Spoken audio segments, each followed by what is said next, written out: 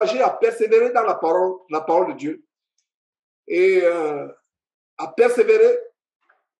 Je me réjouis de ce que nous sommes plus de 10 aujourd'hui. Parce qu'être même plus de 10 dans cette fin de temps, des gens qui recherchent la parole, c'est même un miracle. Parce que les gens recherchent le divertissement, les gens recherchent à soigner leur vie. Les gens vont à Dieu pour soigner leur vie, pour se débarrasser des maladies qui leur empêchent de pécher. Oh, je suis malade depuis 10 ans. Je veux la guérison. On ne veut pas la guérison parce qu'on veut plaire au Seigneur. On veut la guérison parce que cette maladie nous empêche de pécher, par exemple. Donc, on veut être guéri pour continuer à pécher. Alors, ça en est fait pour cette longue introduction. Allons dans cette merveilleuse épître aux Colossiens. Alors, nous sommes au chapitre 3. Nous allons voir les 2 chapitres par la grâce de Dieu. Chapitre 3, verset 1. Si donc vous êtes ressuscités en Christ, cherchez les choses d'en haut, où Christ est assis à la droite de Dieu. Cherchez les choses d'en haut. Voilà ce que nous devons rechercher.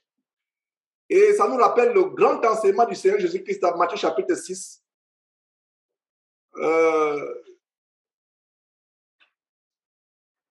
Là où se trouve votre trésor, c'est là où votre cœur y est. Notre trésor est dans les choses célestes, les choses spirituelles. C'est là où doit se trouver notre trésor. Notre trésor ne devrait pas se trouver dans les choses mondaines, dans les choses de la terre. Notre trésor doit se trouver dans les choses célestes. Dans les choses célestes. Nous devons nous amasser les trésors. Et c'est ce que le Seigneur Jésus dit justement à Matthieu chapitre 4. J'aimerais ouvrir une parenthèse avec une écriture parallèle qui confirme ce que le Saint-Esprit nous donne à travers l'apôtre Paul dans Colossiens chapitre 1, verset 1. Si donc vous êtes ressuscité avec Christ, cherchez les choses d'en haut, où Christ est assis à la droite de Dieu. Et en passant, souligner où Christ est assis à la droite de Dieu, parce que c'est la preuve que Jésus-Christ n'est pas Dieu, en même temps son Père, en même temps son Fils. Il est distinct de Dieu. Donc, Jésus est assis à la droite de Dieu. Donc, quand vous lisez de telles choses, faites attention. Vous voyez la doctrine des démons qui enseigne que Jésus-Christ est en même temps Dieu, en même temps son Père, en même temps son Fils. Ça, c'est plutôt l'évangile de Yong Show de la 4e et de la 5e dimension. Malheureusement, beaucoup de faux pasteurs continuent à véhiculer cet évangile de mort. Jésus est distinct de Dieu. Et c'est le Jésus qu'Étienne a vu le jour où il était lapidé en Actes chapitre 7. C'est le Jésus qu'il a vu, debout à la droite de Dieu. Vous ne verrez jamais un verset qui vous dit que Jésus est en même temps son propre Père et son propre Fils. Jésus n'est pas Dieu, Jésus est Fils de Dieu. C'est vrai qu'il a 100% de la divinité en lui. Il a 100% de Dieu en lui. Il a toute la nature de Dieu en lui. Comme on a vu d'ailleurs dans Colossiens, qu'en lui habite corporellement la plénitude de la divinité. Il est 100%, il a 100% de la nature divine. Il a 100% de Dieu en lui, mais il est distinct de Dieu. Il est séparé de Dieu. Donc, où Christ est assis à la droite de Dieu. Donc, ce n'est pas des détails à négliger quand vous lisez la Bible. Quand vous tombez sur un détail comme le détail de Colossiens chapitre 3, verset 1, notez cela, soulignez. Cela enrichit votre connaissance des révélations bibliques. Là, c'est une grande révélation que Jésus est assis à la droite de Dieu. Voilà une grande révélation, donc ne soyez plus confus. J'espère que nous tous qui sommes réunis ici, nous adorons le même Dieu et le même Seigneur Jésus-Christ, qui n'est pas en même temps son propre Père et son propre Fils, mais qui est le Fils de Dieu, qui est au ciel à la droite de Dieu. Alors, le vrai Jésus, si vous adorez notre Jésus, un Jésus autre que celui que je vous prêche, ça veut dire que vous adorez un démon. Et si vous vous êtes fait baptiser au nom d'un Jésus qui a en même temps son propre Père et son propre Fils, renoncez à ce baptême, confessez votre péché d'ignorance devant Dieu et, s'il est possible, reprenez votre baptême. Donc, si quelqu'un vous a baptisé au nom d'un Jésus qui est en même temps son propre Père et son propre Fils, c'est un démon. Vous vous êtes fait baptiser au nom d'un démon sans vous en rendre compte. C'est pour ça que c'est tellement important. Donc, il y a des gens qui vont dire, mais Georges, pourquoi tu insistes encore et encore sur ces choses? J'y insiste parce que c'est justement le fondement de l'évangile du Seigneur Jésus-Christ. Et quand Jésus a posé la question à ses disciples, que dit-on que je suis? Les gens, les uns répondaient, tu es ceci, tu es cela. Et il a posé la même question à ses propres disciples, ses propres apôtres. Mais vous, qui pensez-vous que je suis? Pierre, tellement impulsif comme il était, il a répondu, tu es le Fils de Dieu. Et Jésus, tellement ému par cette réponse, a dit, ce n'est pas la chair et le sang qui t'ont révélé cela, mais c'est mon Père qui est dans les cieux qui t'a révélé que je suis le Fils de Dieu.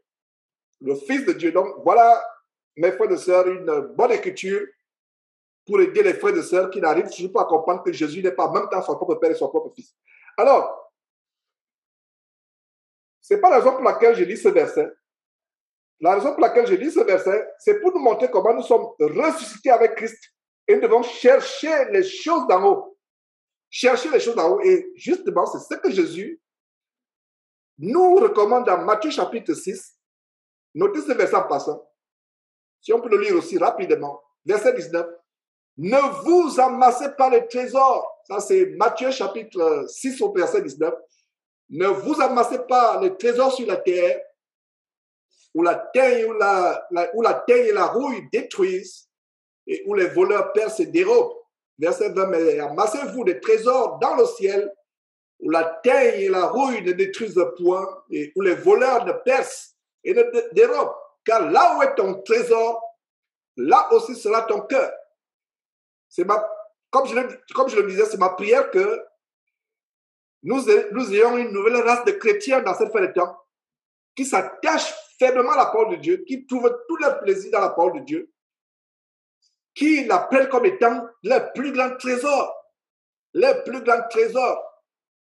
Je ne dis pas ça pour susciter en vous la vantardise ou l'orgueil, mais vous êtes les privilégiés, vous qui recherchez la vraie parole, que je ne fais que prêcher. Je ne fais que prêcher ce qui est dans la Bible, afin que le mérite ne me revienne pas, afin que on ne m'attribue une dignité que je ne mérite même pas, donc je n'en suis même pas digne. Je ne fais que reprendre les paroles du Seigneur originales et vous les donner. Vous pouvez vous-même les découvrir directement. Mais Dieu a établi dans le corps de son Fils Jésus-Christ, l'Église que nous sommes, Dieu a établi certaines personnes ayant des habilités pour enseigner, d'autres pour diriger, d'autres pour avoir des prophéties, etc., d'autres pour exercer quelconque des ministères qui sont disponibles pour l'Église. Donc, vous qui vous attachez à cette parole, qui l'avez découverte, qui la mettez en pratique, vous êtes heureux. Alors, si vous êtes ressuscité, et c'est ce qu'on a vu il y a 1 ou 2 semaines, par exemple, dans la signification du baptême, parce que le baptême signifie que quand nous entrons dans les eaux du baptême, c'est une sorte de mort symbolique, nous mourons, et quand nous ressortons étant ressuscités avec Jésus-Christ. Donc, le baptême d'eau est le symbole de la mort avec Jésus-Christ quand nous entrons dans les eaux du baptême et quand nous en ressortons. C'est le symbole de la résurrection. C'est le symbole de notre vieil homme qui est mort, qui a été crucifié. Et donc, verset 1, si donc vous êtes ressuscité avec Christ, cherchez les choses de quoi? De la terre? Non. Les choses d'en haut, cherchez. Où Christ est assis à la droite de Dieu. Imaginez-vous quelqu'un est au chômage, il cherche le travail. Ouais. Et s'il n'est pas paresseux, s'il est diligent, il va multiplier les CV, il va cogner aux portes. Et d'ailleurs, comme on enseigne souvent aux universités, ici, les gens qui sont sur le point d'avoir leur diplôme, on leur dit, une fois que vous avez reçu votre diplôme, prenez votre recherche de l'emploi comme étant votre premier emploi avant le véritable emploi que vous aurez. Soyez diligent, autant pour moi, soyez diligent. Prenez cela comme étant un travail à plein temps, le fait de chercher. Donc, les gens sont diligents, ils sont tellement... Ils se donnent à la recherche du travail, ils frappent bureau après bureau, porte après porte, ils multiplient les CV, les résumés, les CV, que ce soit sur Internet, que ce soit physiquement. Ils recherchent, ils veulent un travail jusqu'à ce qu'ils obtiennent ce travail. Ouais. Qu'en est-il des personnes qui travaillent dans les carrières? J'ai vu des documentaires dans certaines régions de la Terre où, par exemple, au Congo, il y a des populations qui, n'ayant pas les moyens pour subvenir à leurs besoins, vont dans des carrières abandonnées. À longueur de journée, ils creusent, sans se fatiguer, sans se relâcher, malgré la fatigue. Ils creusent pour pouvoir trouver quelques poudres d'or. Ils ne se fatiguent pas, ils cherchent. Est-ce que nous avons le même zèle quand il s'agit de rechercher les choses d'en haut? Est-ce que nous avons le même zèle? Est-ce que nous avons la même détermination quand il s'agit de rechercher les choses d'en haut? Nous devons faire très attention, mes frères. Rechercher les choses d'en haut doit être notre priorité. Rechercher les choses d'en haut. Qu'en est-il d'une femme qui, depuis des années, elle est mariée, mais n'arrive pas à faire un enfant, à enfanter? Elle fait le tour du monde, elle voit tous les médecins, et si elle ne croit pas en Dieu, elle va voir tous les marabouts du monde entier, tous les faux pasteurs, parce qu'elle cherche un enfant. Pourquoi je vous prends ces exemples? La même détermination, le même zèle, la même force, la même énergie que nous mettons à chercher les choses de la terre. Je ne dis pas que c'est mauvais de mettre son énergie à chercher, à avoir un diplôme, à chercher un boulot. C'est pas mauvais. Mais là où je veux vous amener, c'est que si nous mettons toute cette énergie à chercher les choses de la terre, ce qui n'est pas mauvais, chercher à avoir un diplôme, chercher à trouver un travail, un boulot pour pouvoir aux besoins de votre famille, ce n'est pas mauvais. Mais ce que je veux dire, c'est que le même zèle, le zèle que nous avons quand nous cherchons les choses de la terre, ce zèle doit être multiplié fois 100, fois 200, fois 300, fois 500, fois 1000, fois 10 000, quand il s'agit de rechercher les choses du ciel. Est-ce que vous voyez le même zèle? Regardez tout l'effort que nous faisons pour avoir les choses de la terre qui sont passagères. Alors, si nous cherchons maintenant les choses du ciel qui sont éternelles, ce zèle doit être beaucoup plus grand, beaucoup plus manifeste. Je suscite, enfin, je titille votre bon sens. Imaginez-vous cet enfant que vous avez recherché, ce boulot que vous avez recherché tant, et vous avez fini par l'avoir, ce diplôme que vous avez recherché, ce visa que vous avez recherché. Comme j'ai reçu un email, quelqu'un me dit comment faire pour immigrer. J'aimerais immigrer aux États-Unis. Je ne sais pas. Bon, peut-être que ma question est mal placée. Et je n'ai même pas répondu à cet email parce que mon travail, mon ministère n'est pas de montrer aux gens comment il faut immigrer. Maintenant, si quelqu'un a une possible immigration, en tant qu'avocat, je pourrais aider. Mais la personne me contacte en tant que le prédicateur de l'évangile que je suis. Je ne peux pas, mon travail n'est pas de montrer aux gens comment faire, comment constituer un dossier. Il y a des sites internet qui vous montrent comment le faire. Il y a beaucoup de choses. Ouais. On s'est battu pour avoir la carte de séjour, par exemple en France. Regardez toutes les démarches. On vous convoque venez tel jour, vous partez, on dit, il manque ceci au dossier, allez compléter le dossier, vous revenez encore. Regardez tout ce tralala pour les choses de la terre. Vous allez mourir, vous allez laisser cette nationalité américaine, cette nationalité française, c'est le cas de ce jour. Je ne dis pas que c'est mauvais de rechercher ces choses. Ne me comprenez pas mal. Mais je vais dire ceci. L'énergie que nous fournissons, la détermination que nous avons, cette énergie, cette détermination, ce zèle, cet engagement, cet enthousiasme doivent être multipliés par 1000, par 10 000 quand il s'agit de rechercher les choses éternelles, les choses d'en haut qui sont éternelles. J'espère que vous comprenez très bien. Alors, verset 1, ce verset est tellement riche, c'est un grand commandement de rechercher les choses qui sont, les choses d'en haut, qui sont en haut, les choses célestes. Pourquoi? Parce qu'elles sont éternelles. Elles sont éternelles. Donc, recherchez, si donc vous êtes quelqu'un qui ne passe le temps à rechercher les choses de la terre, c'est la preuve qu'il n'est pas ressuscité en Christ. Regardez le verset commence par quoi? Si donc, si, condition. Encercler si donc. Donc, à partir d'aujourd'hui, pour savoir si on est vraiment en Christ, si on est ressuscité, la priorité, c'est de chercher les choses d'en haut. Maintenant, les choses de la terre viendront d'elles-mêmes. Ce n'est pas moi qui le dis, c'est le Seigneur Jésus qui nous promet cela en Matthieu chapitre 6, verset 34. Cherchez premièrement le royaume et la justice de Dieu et toutes ces choses vous seront données par-dessus. Je peux vous donner, mes frères et sœurs, plusieurs témoignages, non seulement le mien, le témoignage de beaucoup de frères et sœurs. Le fait de chercher les choses d'en haut, les choses de la terre viennent seules. Il y a certains qui ont cherché, qui sont préoccupés à chercher les choses du ciel. L'enfant que la sœur attendait depuis des années est venu même sans qu'elle s'en rende compte. La guérison que le frère attendait depuis des années est venue sans qu'il s'en rende compte. Le boulot que le frère attendait depuis des années est venu sans qu'il s'en rende compte.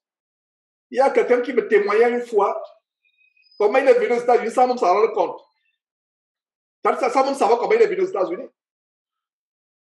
Pourtant, il avait toujours l'ambition d'aller dans un pays pour faire de longues études.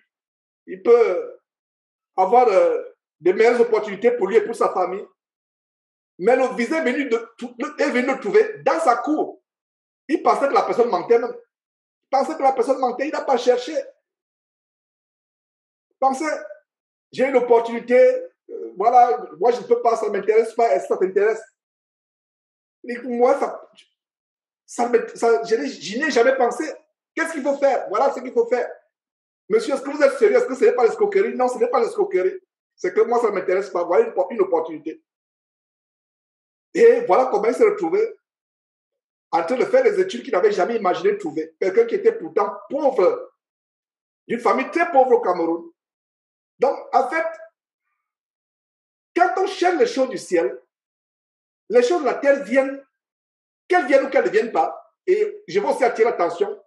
Ne vous préoccupez pas, après ce que vous venez d'entendre de moi, à chercher les choses du ciel parce que vous attendez à ce que les choses viennent par-dessus. Non, il n'y a pas de calcul avec Dieu. Vous ne cherchez pas, ce n'est même pas votre préoccupation. Vous ne cherchez pas. Ne vous préoccupez pas à chercher une femme. Si vous êtes célibataire, mon frère, ne vous cherchez pas, ne vous préoccupez pas à chercher un homme si vous êtes célibataire, ma soeur. Préoccupez-vous à chercher à plaire à Dieu. Dieu lui-même sait ce dont vous avez besoin. Le mari viendra sans que vous rendiez compte. Le vrai mari venant de Dieu, pas les petits bandits voyous qui vont transformer votre vie en enfer, sœur. La vraie femme que Dieu a prévue pour toi viendra. Viendra. Ne vous préoccupez pas. Donc, préoccupez-vous des choses du ciel et non de la terre. Voilà comment nous commençons cette grande étude de Colossiens. Vous voyez comment, rien qu'un petit verset, petit par le nombre de mots, par la longueur des mots, peut avoir des grandes révélations, des révélations immenses. Préoccupez-vous d'avoir les choses du ciel, la connaissance biblique, une vie de sanctification, la haine du péché, l'amour pour la parole de Dieu, la haine du mal, les dons spirituels, l'augmentation de la connaissance biblique, l'augmentation de la mise en pratique de cette connaissance biblique. Parce qu'une chose est d'avoir la connaissance biblique, une autre chose est de la mettre en pratique. Même un perroquet peut avoir la connaissance biblique parce qu'il va tout simplement parce qu'il la récite. Donc, un chrétien qui a toute la connaissance biblique, qui récite les versets bibliques, mais qui ne les met pas en pratique pour changer sa vie, n'est pas différent d'un perroquet. Vous voyez, c'est aussi simple que ça. Alors, l'exhortation par le Saint-Esprit en Colossiens chapitre 3, verset 1, si donc vous êtes ressuscité, ça veut dire que ne dis pas, mon frère, ma soeur, que tu es ressuscité avec Christ. Si tu continues à te préoccuper des choses de la terre.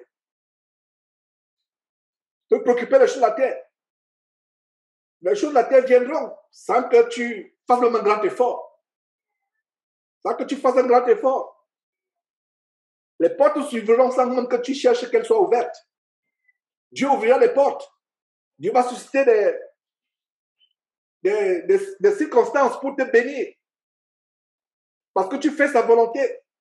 C'est pour cela que j'ai voulu commencer par ce petit bonus de Somme chapitre 1, verset 1 à 3 qui dit « Heureux celui qui ne marche pas sur le conseil des méchants, qui ne s'arrête pas sur la voie des pécheurs, qui ne s'arrête pas en compagnie, qui ne s'assoit pas en compagnie des moqueurs, mais qui trouve son plaisir dans la loi de l'Éternel et qui la médite jour et nuit. Tout ce que cet homme fait lui réussit. » C'est n'est pas cet homme-là qui cherche la réussite, homme ou femme. La réussite vient trouver. Et quand on parle de réussite, ça peut commencer par la bonne santé. Quelqu'un peut avoir le meilleur boulot du monde avec le meilleur salaire, mais tout ce salaire va à l'hôpital parce qu'il est constamment malade. Donc, en définitive, ce monsieur qui est riche, qui a un très bon boulot, son argent qui ne fait que dépenser chez les médecins ou chez les marabouts, qu'est-ce qu'il en fait? Ouais, la réussite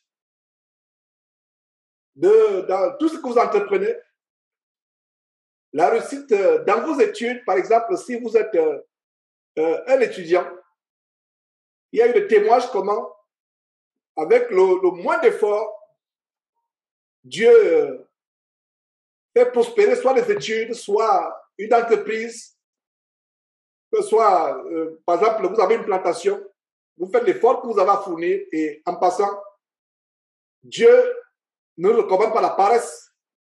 Il y a des versets, par exemple, dans le livre de Proverbes où Dieu nous met en garde contre la paresse. Mais nous faisons notre part sans nous casser la tête, sans compromettre notre santé. Dieu bénit, Dieu fait prospérer ce que nous entreprenons. Ouais. Donc, le verset 1, retournons à Colossiens chapitre 3. Si donc nous sommes ressuscités, si donc la preuve qu'on est ressuscité, c'est qu'on cherche les choses d'en haut. À partir d'aujourd'hui, le verset 1 de Colossiens chapitre 3 nous montrera si on est ressuscité ou si on ne l'est pas. Un chrétien, sa définition est quelqu'un qui est ressuscité avec Christ. Mais est-ce que nous le sommes tous? Non, nous ne le sommes pas. C'est pour ça que l'apôtre Paul dit, parlant aux Colossiens, et ça nous parle aussi ce passage, si donc vous êtes en Christ, vous êtes ressuscité avec Christ. Ça veut dire que beaucoup sont chrétiens mais ne sont pas ressuscités avec Christ. Et une des preuves qu'on est ressuscité avec Christ, c'est quoi? Nous cherchons les choses d'en haut. Nous cherchons. Dans ce verset, il n'est même pas dit d'abord. C'est dans Matthieu chapitre 6, verset 34 que Jésus dit, cherchez premièrement le royaume et la justice de Dieu. Et toutes ces choses que nous voulons, un mari, une femme, un boulot, une opportunité pour se lancer dans le commerce, par exemple, ces choses seront données par-dessus. Dieu ouvrira les portes au temps favorable. Tous ceux qui ont été embobinés par l'évangile de la prospérité, dans les enveloppes d'argent, sème, tu vas recevoir, sème, tu vas le recevoir. La majorité sont devenus pires que les païens parce qu'ils ont été déçus. Ils sont rebelles, ils sont devenus pires qu'avant. Ils graissent les dents contre Dieu, mais en fait, ils doivent graisser plutôt les dents contre leur vrai Dieu qui est leur convoitise. Ils ont été trompés à cause de la convoitise, vouloir devenir grand par tous les moyens, vouloir devenir riche par tous les moyens. Donc, ce n'est pas contre le vrai Dieu qu'ils doivent grincer les dents. C'est plutôt contre le Dieu de leur convoitise, le petit Dieu, faux Dieu de leur convoitise. Alors, si donc vous êtes ressuscité avec Christ, cherchez les choses d'en haut. Donc, la preuve qu'on est ressuscité avec Christ, c'est que nous cherchons les choses d'en haut. Les choses spirituelles. Comment plaire à Dieu? Comment porter les fruits spirituels? Une vie dans la sanctification et loin du péché comme ce jeune homme au sujet duquel j'ai partagé le témoignage qui m'a écrit avant que cet enseignement ne commence et qui a demandé à ce que je l'ajoute à ces enseignements du dimanche. Voilà, rechercher, appeler à Dieu, la haine du péché, être transformé, la sanctification, la relation de piété, de sanctification avec Dieu. Voilà ce que nous devons rechercher.